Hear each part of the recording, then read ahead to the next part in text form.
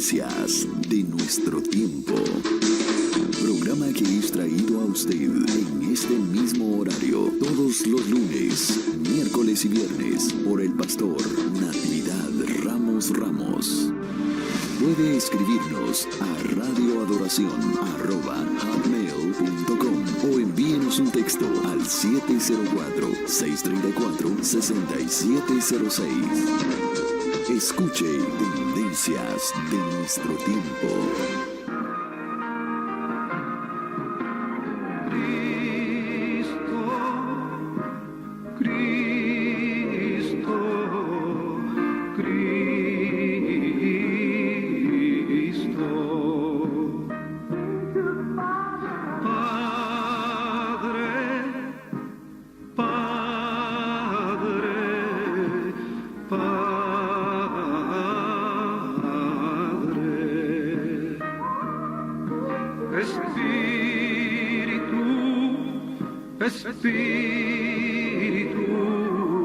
Espíritu,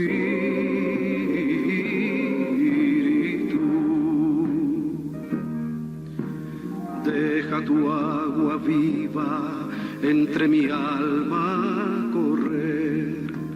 Deja tu Espíritu Santo que tome control de cada situación que cause confusión.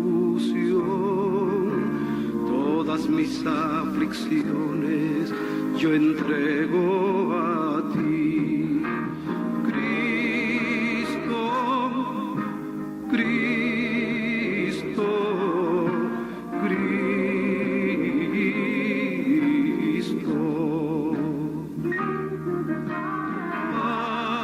Padre, Padre, Padre.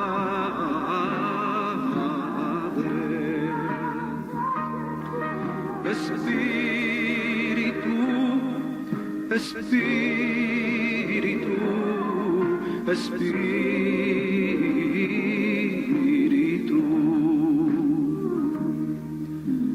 ven Espíritu Santo y toma control. Tómame en tus brazos, borra mi temor, atráeme hacia ti y toda duda se irá. Quítame el orgullo y lléname de amor.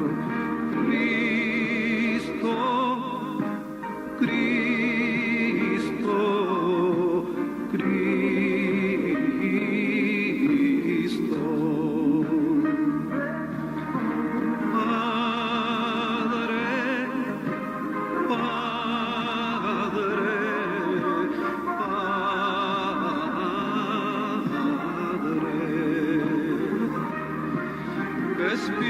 Espíritu, Espíritu, Espíritu.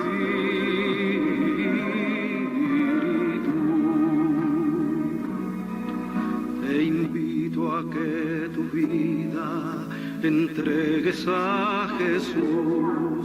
Permite que tu alma sea llena de Él. Permite que sus brazos hoy extienda hacia ti. Él quiere que tú reines juntamente con Él. Cristo, Cristo, Cristo.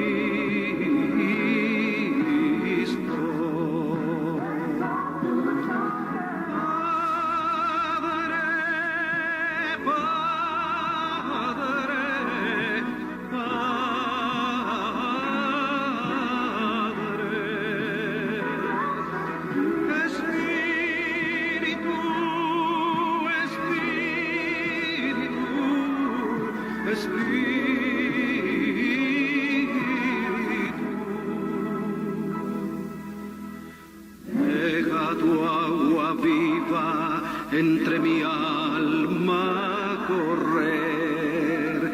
Deja tu Espíritu Santo que tome control de cada situación que cause confusión.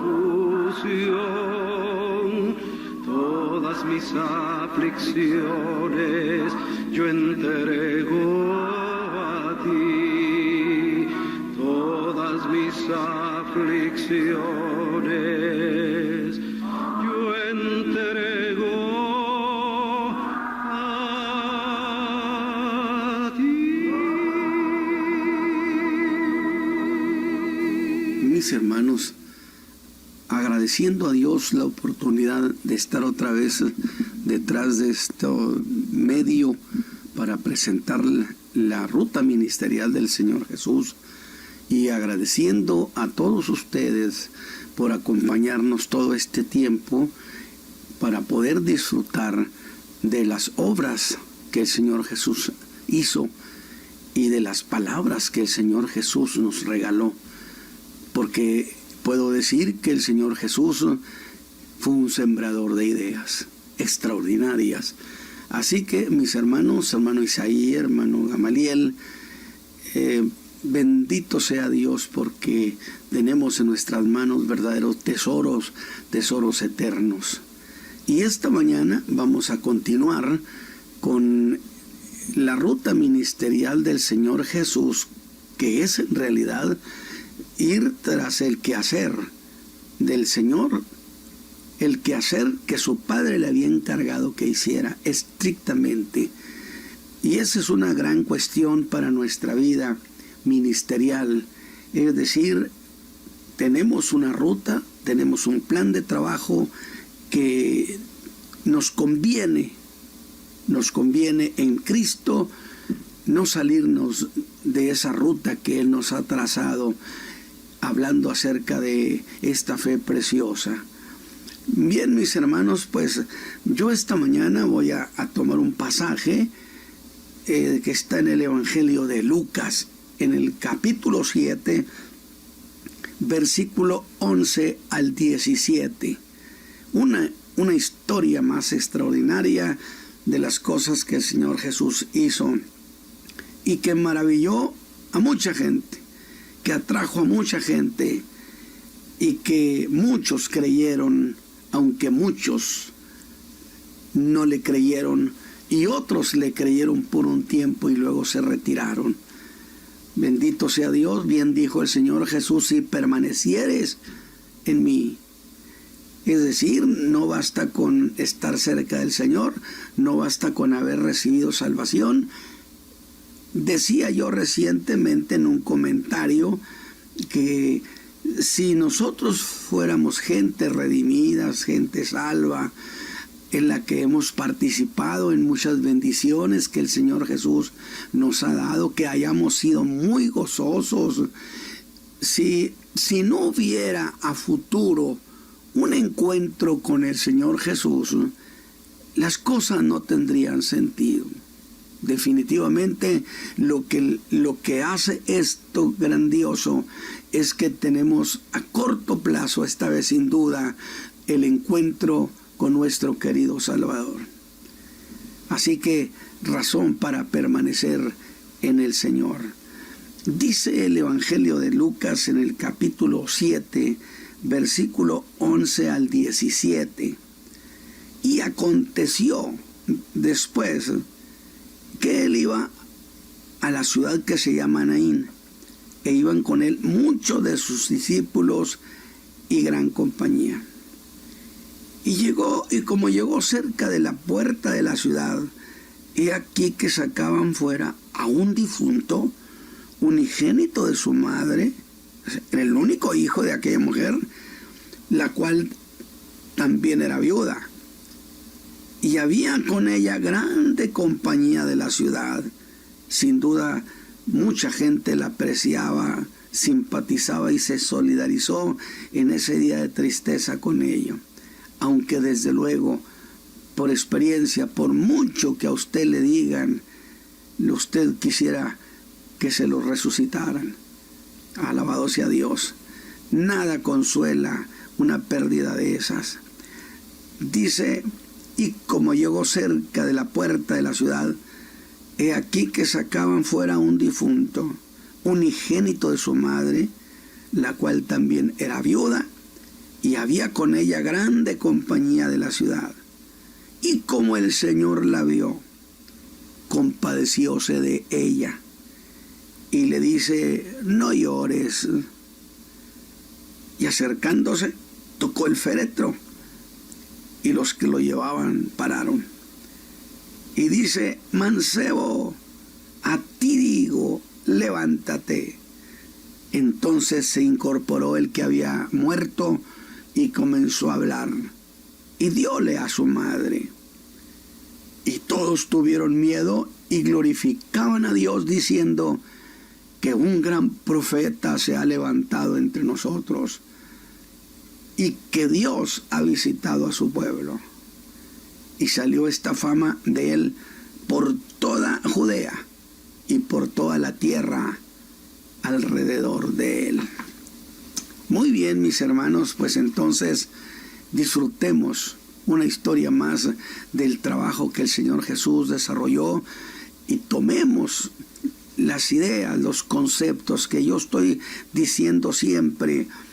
Podemos predicar un sermón emotivo, levantar ese estado de ánimo y que usted glorifique a Dios. Es que la fe tiene una emoción. Yo soy consciente que hablar del Señor Jesús, hablar de sus verdades, produce en nosotros una emoción extraordinaria. Sin embargo, lo más importante de toda narración es encontrarle la idea que está allí escondida, la idea implícita, porque tomamos de ella y la convertimos en nuestro tesoro. Acuérdese usted que eso es lo que hicimos con el caso de la mujer de Samaria, donde empezó una historia extraordinaria. ¿Qué aprendimos ahí? ¿Cuál es la idea? No meramente el pozo, meramente el cántaro, la gente de Sicar que iba, que fue todo un día extraordinario, sin duda. No. La idea que allí nos hizo aprender la historia del Señor Jesús es que a Él hay que creerle nomás porque Él lo dijo. La mujer de Samaria le creyó nomás porque Él lo dijo. Los de Sicar le creyeron nomás porque Él lo dijo. Entonces, ese es extraer la idea que está allí en la historia que el Señor Jesús está desarrollando. Muy bien, pues entonces, mis hermanos, disfrutemos como hemos disfrutado de aquella reunión que el Señor Jesús tuvo a la orilla del mar de Galilea, de lo que he predicado recientemente. Una reunión que, por cierto, atrajo gentes de muchas regiones y que llegó a convertirse en una enorme multitud. Y de allí aprendimos una cuestión preciosa, que Dios 800 años antes había mirado a los del otro lado del Jordán, a esa gente olvidada en tinieblas, y que les había prometido que un día el Mesías llegaría con ellos. Y Dios no olvidó su promesa. Y la delicia de cuando Dios miró a aquel grupo que yo le llamé grupo no significativo, y no significativo en la forma como hoy se puede calificar aquellos grupos que sí son significativos, porque son significativos en términos de gente profesionista, en términos económicos y en términos numéricos, cuantitativos. Mucha gente se dice son grupos significativos, lo que implica, por contraste, que hay grupos no significativos, y no significativos precisamente porque no tienen lo que tienen estos grupos significativos.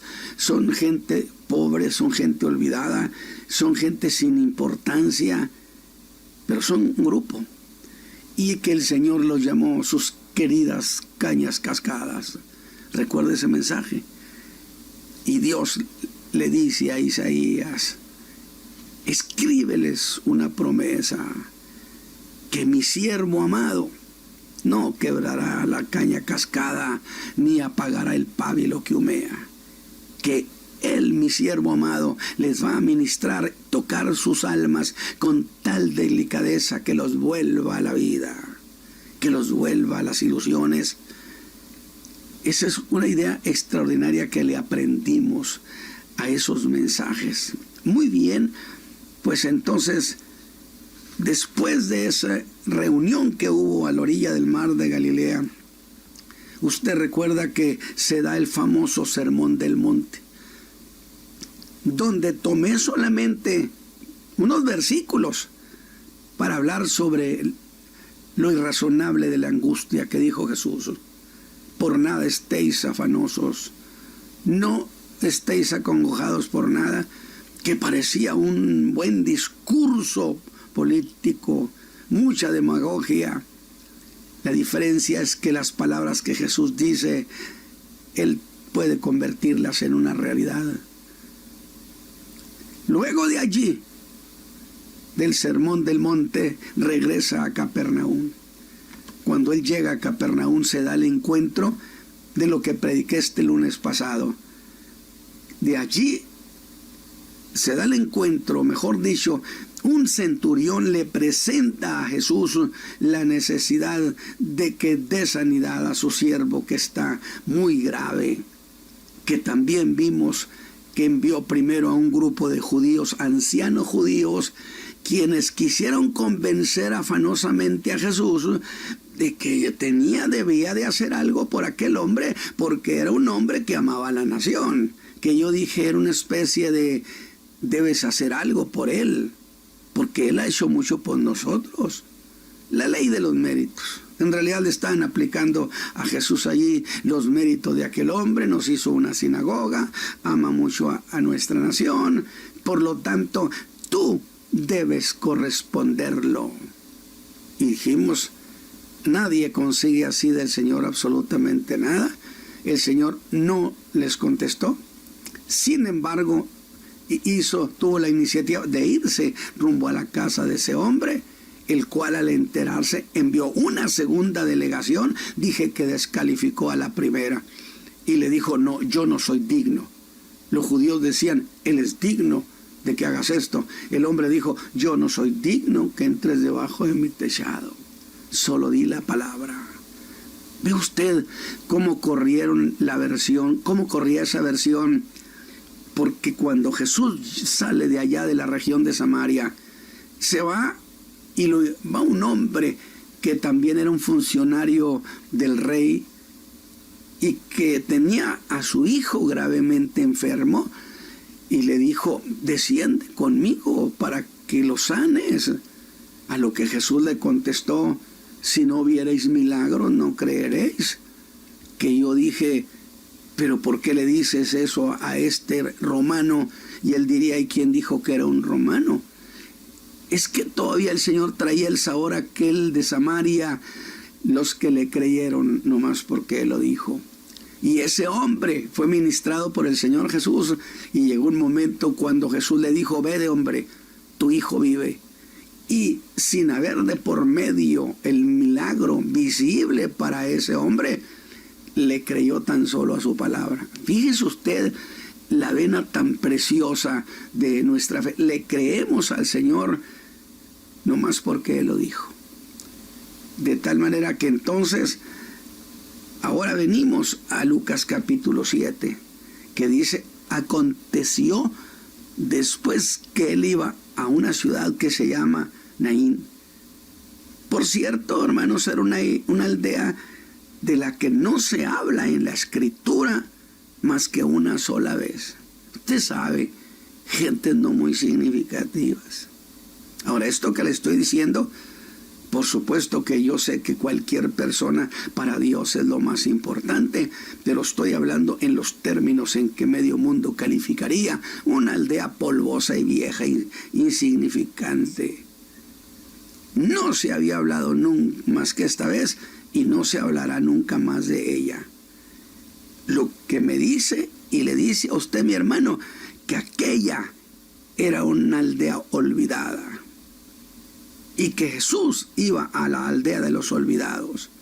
Que por cierto, voy a decirle algo, eso fue precisamente lo que sus hermanos en el Juan capítulo 7 le dijeron a Jesús. Dice, y estaba cerca la fiesta de los judíos, la de los tabernáculos.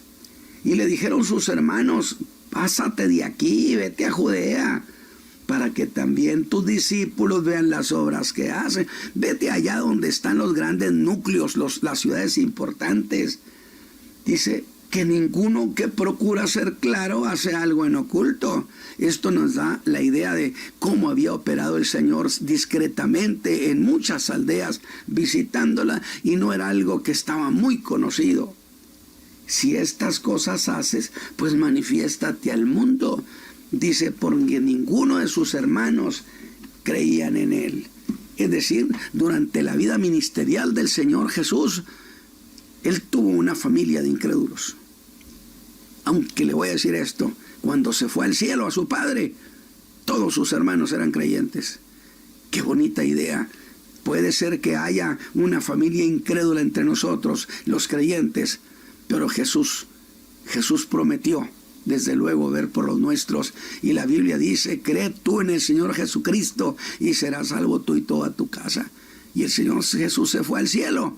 Y en el aposento alto estaba María y todas sus hijas y todos sus hijos. Y recibieron aquel poder que nos narra Hechos 2. ¿Qué le parece? Así que Jesús, el Señor de los olvidados, pero que no están olvidados para Él. Pero esa visita que Jesús hizo a Naín, la puso en la historia. Es que cuando el Señor llega a nuestra vida, nos pone para la eternidad en la historia. Tanto así que hoy 2017 nos estamos acordando de aquel lugar olvidado. Entonces, bien podemos decir, mis hermanos, que Jesús anduvo visitando y haciendo bienes a los olvidados. Y si a eso le damos sentido, el Evangelio le da importancia a que Jesús les dedicara tiempo a esos lugares oscuros, a esa tierra, como dije, de los olvidados. Y de eso Mateo tiene su versión. En el capítulo 9, versículo 35, afirma que visitaba las ciudades. Pero escuche esto, y todas las aldeas. A todas les obsequió su tiempo y su enseñanza. Enseñaba por todas esas aldeas sin importancia. En esos lugares donde usted puede oír decir a la gente, aquí nunca viene nadie. Pues a todos esos dijeron, Dios ha visitado a su pueblo. Y esas palabras de Mateo dejan clara una idea, que Jesús dedicó parte de su ministerio a los marginados, allí donde nunca sucedía nada. Y si sucedía algo, no tendría la mayor trascendencia. Era lo mismo que hablar de lugares como si estuvieran ocultos. Y creo que en ese sentido, insisto, fue el reproche de los hermanos de Jesús en el capítulo 7 que he citado del Evangelio de Juan, que hicieras un milagro donde podían ser vistos por gente importante, por grandes núcleos, donde la nación los notara y los viera. Por eso le dicen, pásate de aquí y vete a Judea. Hazlos allá donde causen impacto. Le estaban dando al Señor Jesús unos tips de cómo ser más exitoso en su ministerio. Interesante. Y aún más agregan, si estas cosas haces, manifiéstate al mundo. Allá donde todo mundo se entera, como es Jerusalén. Pero vea cómo se lo dicen. Si estas cosas haces, usan con él el lenguaje de los incrédulos. si es que tú haces esto, porque en realidad eran eso, incrédulos. Por eso Pablo señala de manera muy precisa que se apareció a más de 500 hermanos el Señor Jesús habiendo resucitado, y luego se le apareció a Santiago, el pastor, el que fuera pastor de la iglesia de Jerusalén. Y pienso que acaso ellos jamás habían visto sus milagros. Mire, mi hermano, parece que no, que a ellos el Señor les había negado esa bendición hasta ahí, de que vieran milagros. Así que esta historia de la que estoy hablando se da en la ciudad de Naín. Sucede después de sanar al siervo del centurión, del que prediqué el lunes pasado. Era tiempo cuando Jesús era popular, sí, pero fuera de Jerusalén. Sus discípulos formaban grupos muy numerosos y siempre iban acompañados de mucha otra gente que no eran sus discípulos, pero que de alguna manera estaban interesados en lo que él hacía. Y esta vez no solo iban con él, un numeroso grupo de discípulos, sino que dice el versículo 11 que le seguía gran compañía. Jesús es atractivo, por supuesto.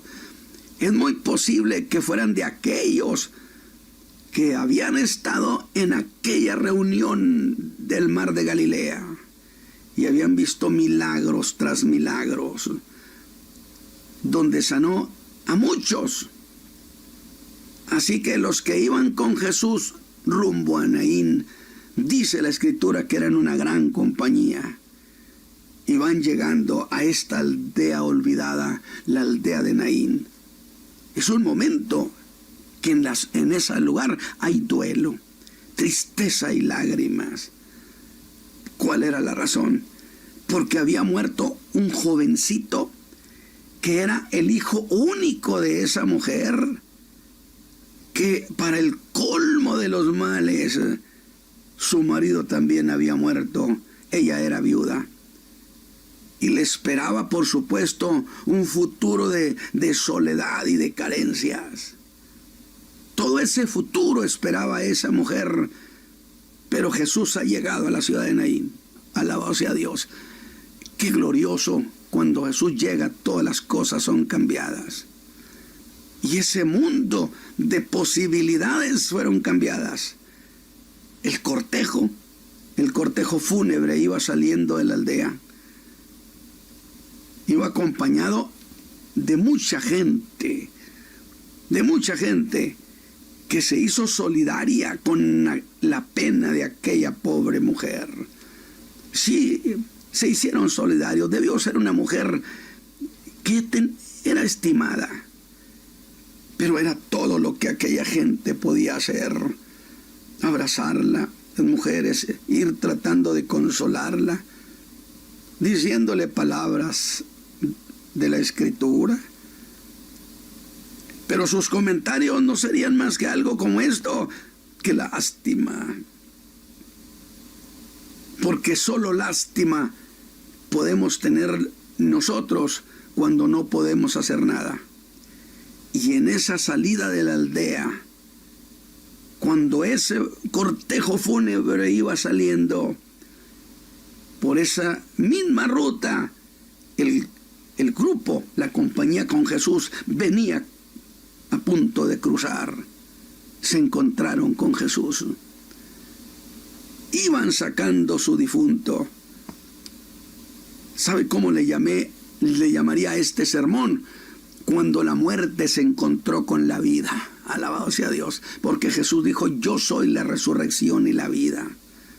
De tal manera se encontraron Jesús.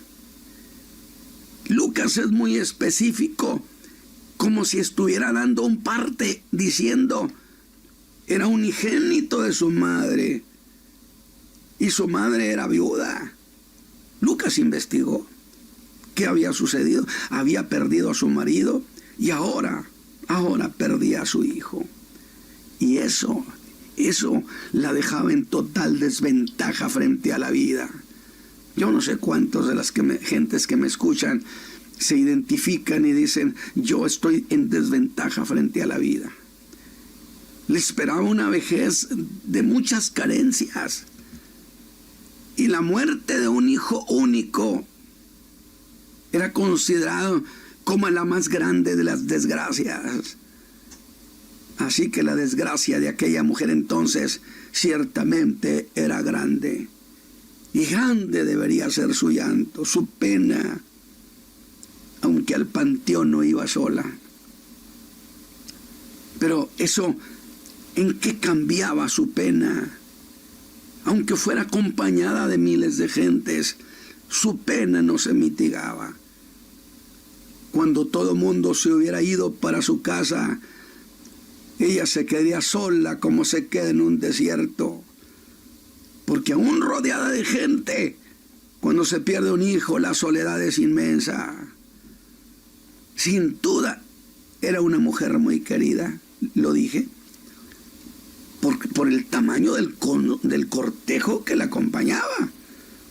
Todo eso eran muestras de la simpatía que sentían por ella, que ella se había ganado. Pero al ir saliendo de la ciudad, gloria a Dios para siempre, el Señor Jesús iba llegando. Y una gran compañía iba con él. Así que se encuentran dos grandes grupos en la puerta de la ciudad. Dos grandes. Uno, el que iba con Jesús, el príncipe de la vida. Y el otro, con el difunto para llevarlo a la tumba. Y con toda legitimidad y emoción, puedo decir esta noche lo que acabo de mencionar: la muerte se encontró con la vida. Ese es el tema de esta predicación. Cuando la muerte se encontró con la vida, como alguien dijo, ¿cuál de los dos cedería el paso a la otra? Por supuesto que era costumbre y por un acto de reverencia, de respeto. Normalmente el derecho lo tenía el cortejo fúnebre. Jesús y los que le seguían debían cederle el paso a los que llevaban a aquel difunto. Pero eso debería ser hecho así. Si aquel muchacho se habría de quedar en la tumba, entonces pase el cortejo primero, sepúltenlo. Yo no sé qué emociones estarían subiendo en el alma de aquella viejita, yo la llamo así, aquella mujer anciana. De esa mujer, cuando Jesús ordena que lo detengan el cortejo fúnebre.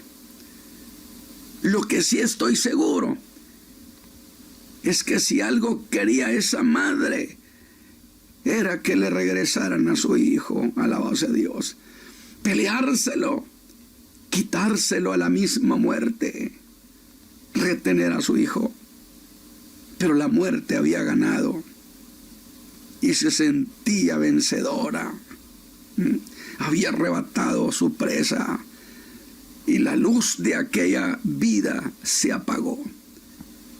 Y ahora, a poca distancia, solo quedaba el adiós y el estallido de su pena. Eso era lo que se esperaría como final de aquel trágico día.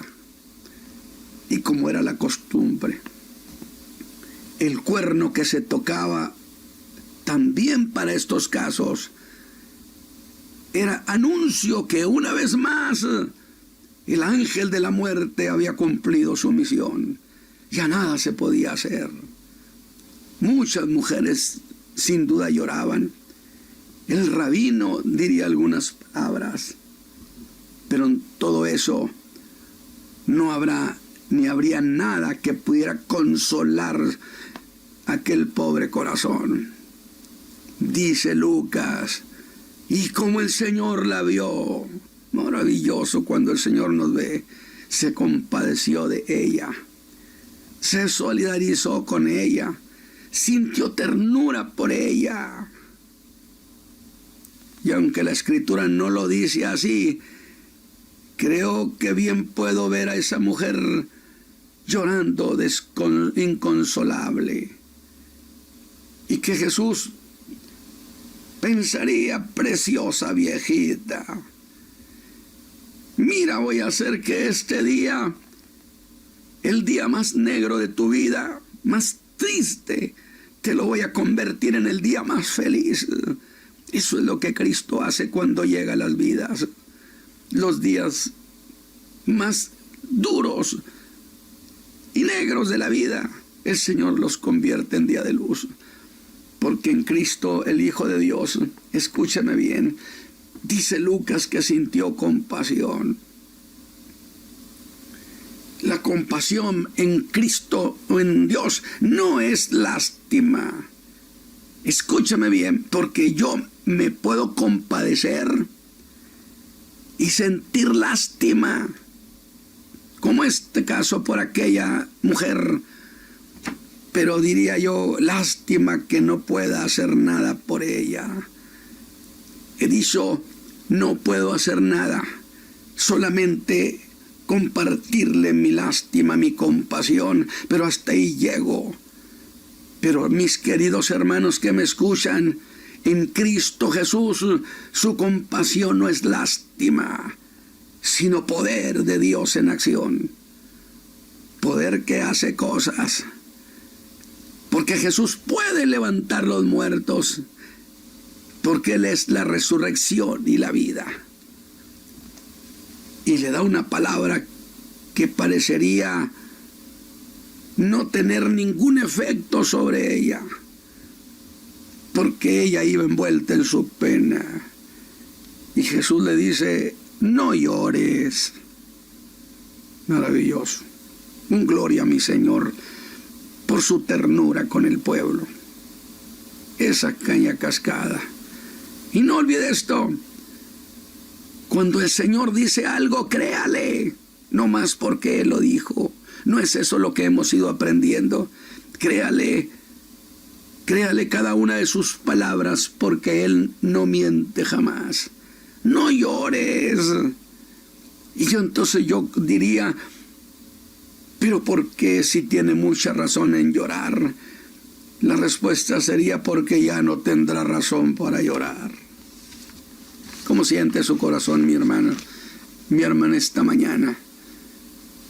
Y yo le digo esta mañana a mi auditorio: ese día ha sido un día de muchas lágrimas. Haga suya estas palabras, créalas para usted. Muchas de las gentes que me escuchan en este momento, ha sido una noche de lloro, de pena. No sé por lo que usted esté pasando, pero quiero decirle: está escrito para que usted tome esas palabras. Tome esas palabras del Señor Jesús. Mujer, no llores.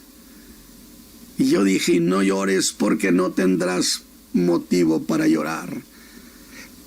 Él va a hacer algo por usted ahora mismo. Y aquella mujer sí habría de llorar de nuevo, pero habría de llorar de gozo, de alegría. Y ve a Jesús que se acerca al féretro y lo toca. Y cuando Jesús tocó el féretro, los que lo llevaban se detuvieron.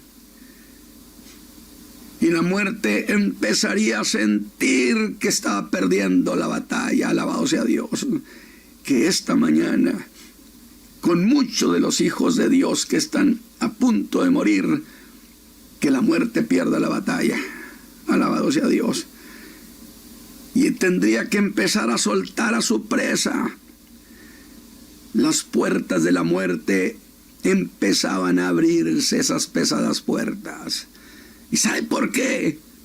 ¿Sabe por qué sucedería eso? Tan solo porque Jesús así lo quiso. No dijo que el Hijo levantaba y daba vida al que quería, porque Él es el soberano. cumpliendo lo que había dicho entonces, que el hijo al que quería le daba vida. Y quiso a este muchacho de Naín darle vida. Y si él hace eso, no más porque quiere, escúchame bien, entonces estamos reconociendo que Jesús es soberano. Y eso es lo que hizo. Da una orden. Detiene el cortejo.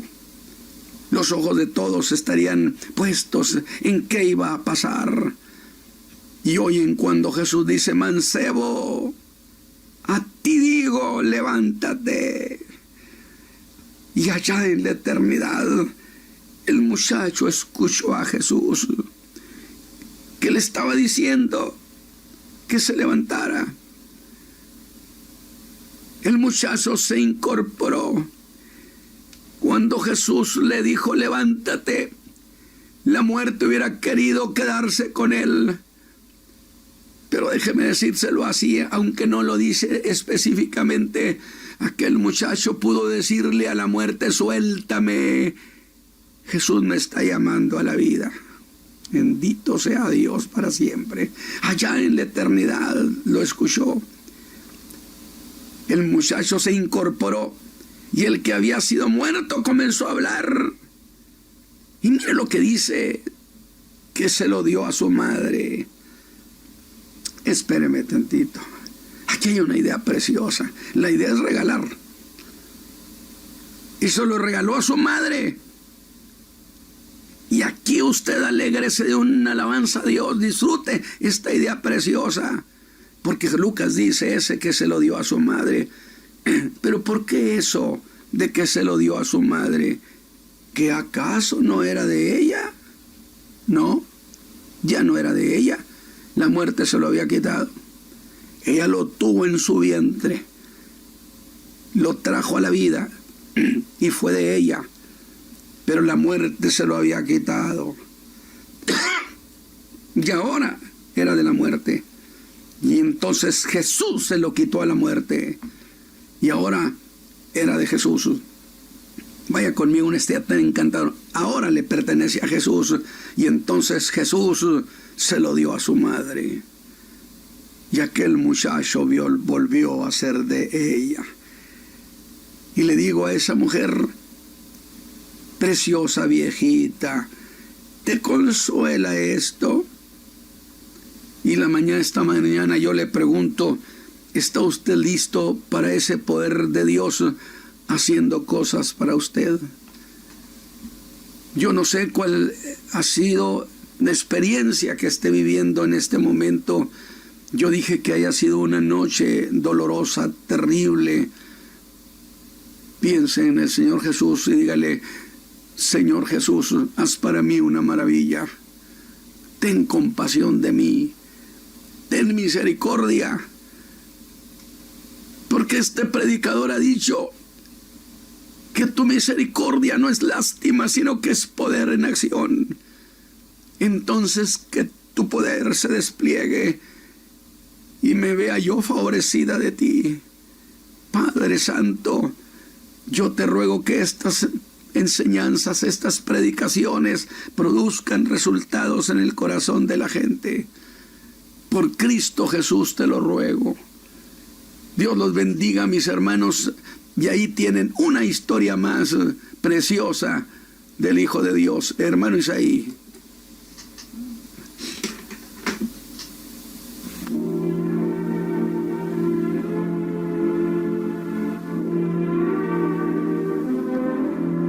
Dios nos envió a Jesucristo, vino a morir para salvar.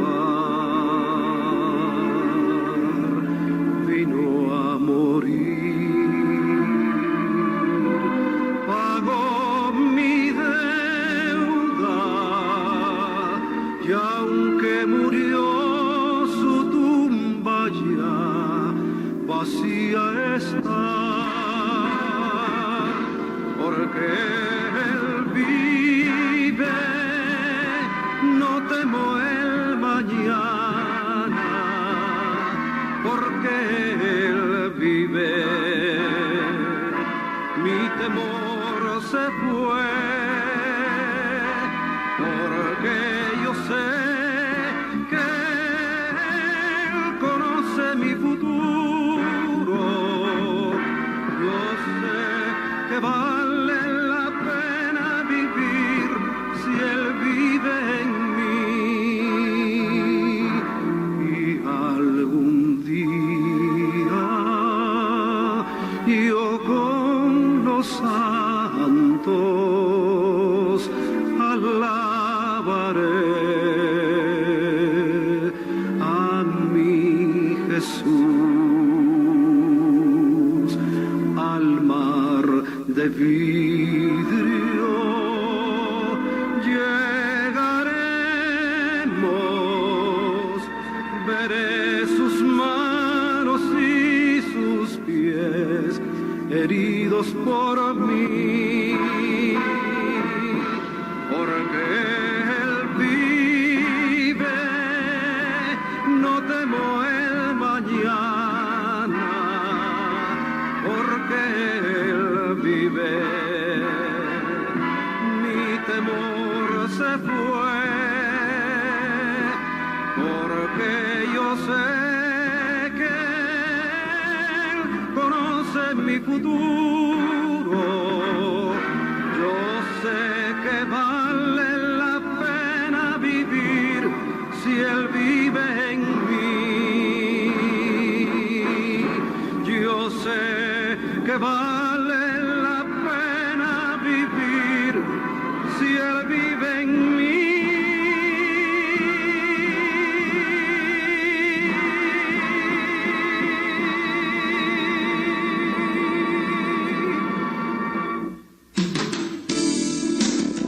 Tendencias de nuestro tiempo.